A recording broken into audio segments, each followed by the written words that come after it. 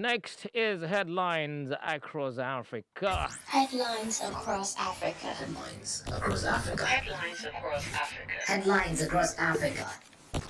Okay, so today we're going to Kenya, Nigeria, and Ghana. Now we're starting from our base Ghana, so we're reading from the Daily Graphic.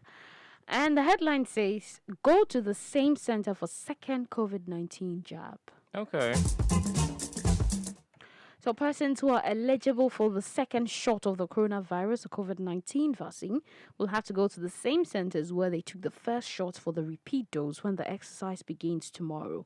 This was said by the expanded program on immunization of the Ghana Health Service. All right.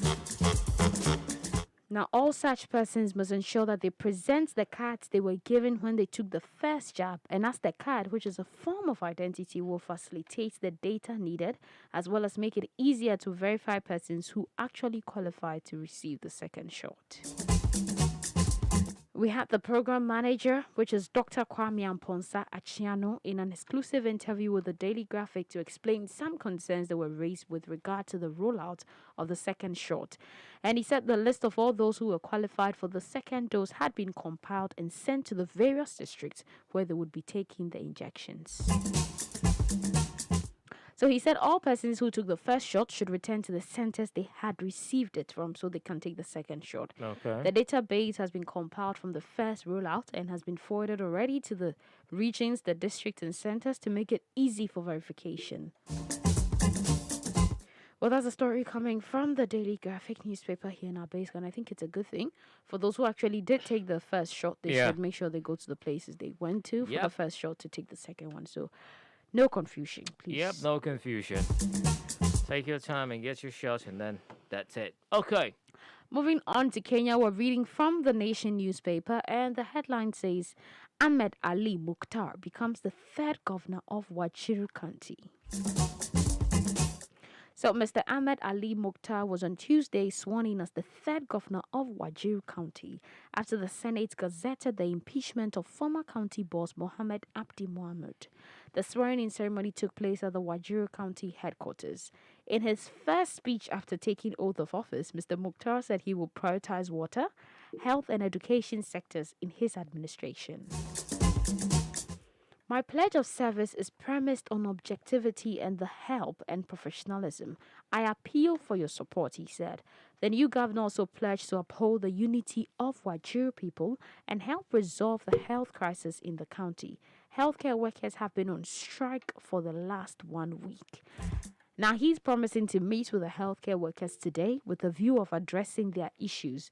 So he wants to desist from nepotism and skewed allocation of resources, which erodes the people's confidence. He looks like you, though. He does. We hope he actually Really? stays true to his words. Well, he has to. I mean, and he mentioned certain key areas that he intend to tackle: water, health, and then education. I think it's a very important area. So we just hope that he, we know he cannot do it all, but at least he should make it. Absolutely. I mean, you can do it all, but make an effort. Start the grounds and let's see what that leads to. Okay, that's all we have. That's all we have for Kenya. Now Great. we're moving on to Nigeria, who we're reading from the Punch newspaper, and the headline says Asaba Accord. Reps Northern Caucus splits, minorities back Southern governors. Okay, Asaba. Let's hear it. Well, a splinter Northern Caucus has emerged in the House of Representatives. The group is moving to push the interest of minorities in the North, the Punch newspaper has learnt. Okay. Now, the group, which is dominated by lawmakers from the North Central geopolitical zone, as well as Southern Kaduna and other parts of the Northwest, is particularly seeking to challenge the Fulani hegemony, which has allegedly led to marginalization of minority tribes in the North, as well as the Hausa. Okay. Our correspondent gathered that the group is made up of members of the People's Democratic Party and other opposition parties.